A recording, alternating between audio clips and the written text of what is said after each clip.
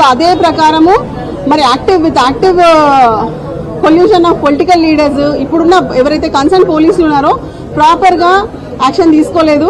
ఒక మైనర్ బాలిక మీద ఏ విధంగా అయితే లైంగిక వేధింపులు జరిగాయో ఆ లైంగిక వేధింపుల గురించి వాళ్ళ మదర్ చాలా క్లియర్గా ఒక 4 పేజెస్ కంప్లైంట్ ఇవ్వడం జరిగింది పోలీస్ స్టేషన్లో. సో ఇప్పటికీ ఎఫ్ఐఆర్ రిజిస్టర్ అయ్యి మోర్ దెన్ 48 అవర్స్ అయింది.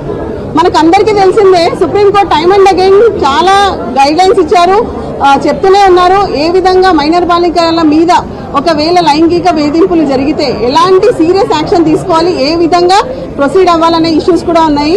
With consent or without consent if at all any harassment has been caused against a minor child ఖచ్చితంగా it is a heinous crime. ఇంత heinous crime చేసిన వ్యక్తిని వాళ్ళు simply ఇప్పటి వరకు మోర్ దెన్ 48 అవర్స్ అయినా కూడా ఎలాంటి యాక్షన్ తీసుకోలేదు. సో ఇది ఖచ్చితంగా పోలీస్ వాళ్ళు ఆన్సర్ ఇవ్వాలి. డీజీపీ గారిని కూడా మేము క్వశ్చన్ చేస్తున్నాము, ఏ విధంగా ఇంత సీరియస్ అఫెన్స్ లో అలాంటి మైనర్ బాలిక మీద లైంగిక వేధింపులు జరిగిన తర్వాత కావాలని చెప్పి సెక్షన్స్ ని డైల్యూట్ చేయాలనే ఉద్దేశంతో section 11 and 12 of POCSO act పెట్టారు. వేరే యాజ్ పర్ ది కంటెంట్స్ చాలా క్లియర్ గా మనకు కనిపిస్తుంది సెక్షన్ 7 and 8 పెట్టాలి. ఇంకా తీవ్రమైన ప్రొవిజన్స్ ఉన్నాయి, అవి ఇంపోజ్ చేయాలి. అసలు కంప్లైంట్కి ఏదైతే కాపీ ఉందో కంప్లైంట్ కాపీలో ఏ విధంగా అయితే వాళ్ళ మదర్ ప్రతి ఒక్క ఇన్సిడెంట్ ని ఏ విధంగా ఎలాంటి వేధింపులకి మైనర్ బాలికని బండి సంజయ్ కుమారుడు బండి భగీరథ్ చేశారో అతని మీద యాక్షన్ తీసుకోవాలని చెప్పారు. అదే విధంగా వాళ్ళని ఏ విధంగా బెదిరించడం జరిగింది, ఏ పర్సన్స్ ఈ కేసులో ఇన్వాల్వ్ అయి ఉన్నారు ఆ విషయాలను కూడా ఆవిడ కంప్లైంట్ లో రాశారు. ఇర్రెస్పెక్టివ్ ఆఫ్ ఎనీథింగ్ ఇప్పటి వరకు ఐఎమ్ టెలింగ్ యూ ఒక్క యాక్షన్ కూడా తీసుకోలేదు. మోర్ దెన్ 48 అవర్స్ అయింది.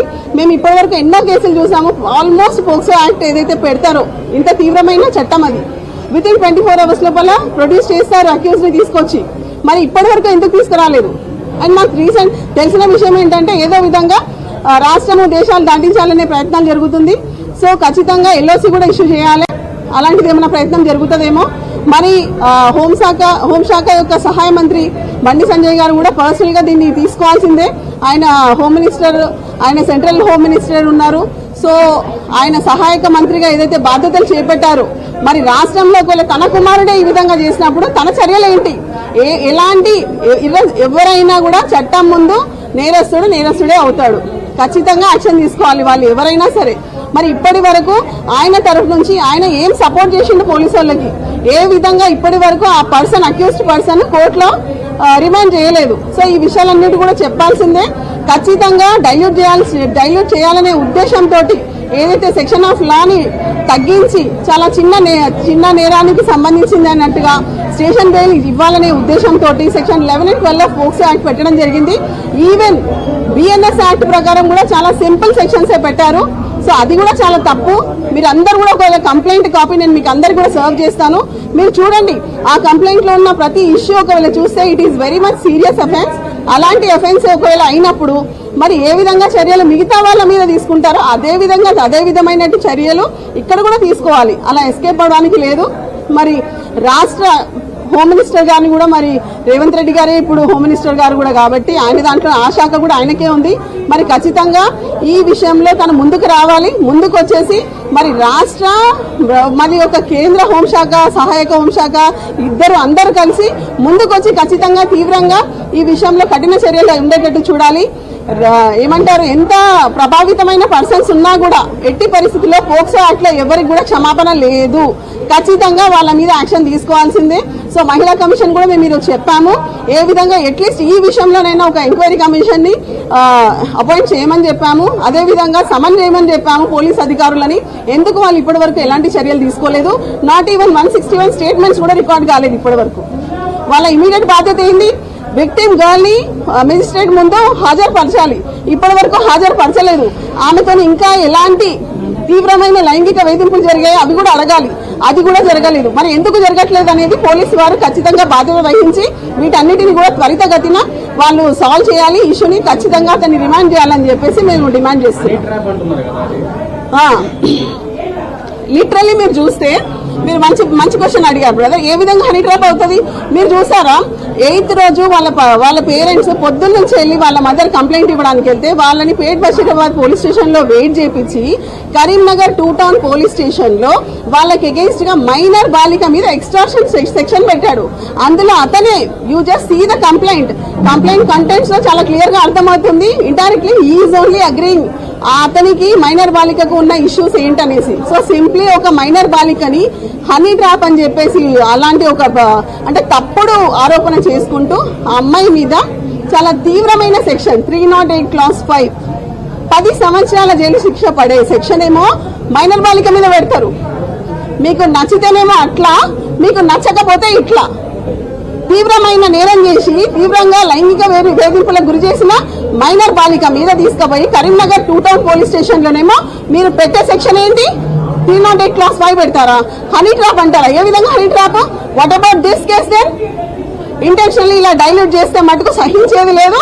ఖచ్చితంగా ఈ విషయంలో మహిళా కమిషనే కాదు, ప్రతి ఒక్కరు కూడా child and women welfare commissions ఉన్నాయి, ప్రతి ఒక్కరు ముందుకు రావాల్సిందే. ఈ విషయంలో మటుకు ఆగేది లేదు. పోలీసులు కరెక్టే యాడ్ చేశారా?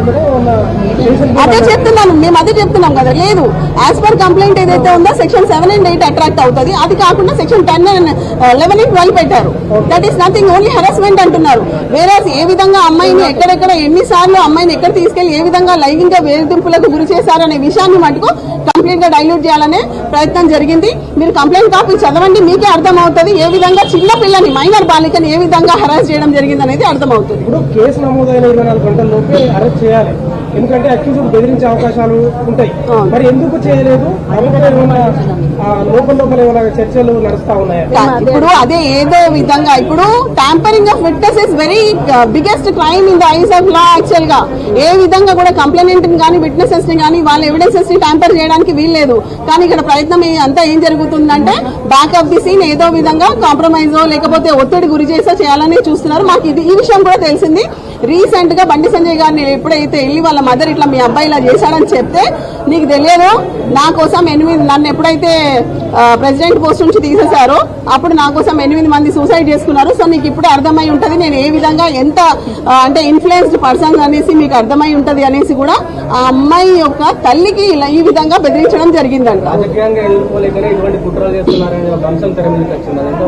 ఇప్పుడు రాజకీయంగా అనేది ఇప్పుడు మీరు ఇదంతా వదిలేద్దాం. మనం రాజకీయంగా అన్నప్పుడు ఇప్పుడు సెక్షన్ 308 క్లాస్ 5 ఏదైతే కరీంనగర్ పోలీస్ స్టేషన్ లో కంప్లైంట్ పెట్టింది ఎవరు? ఆ కంప్లైంట్ ప్రకారం కంటెంట్స్ ఏంటి? మరి అందులో ఏ రాజకీయ కుట్ర ఉంది?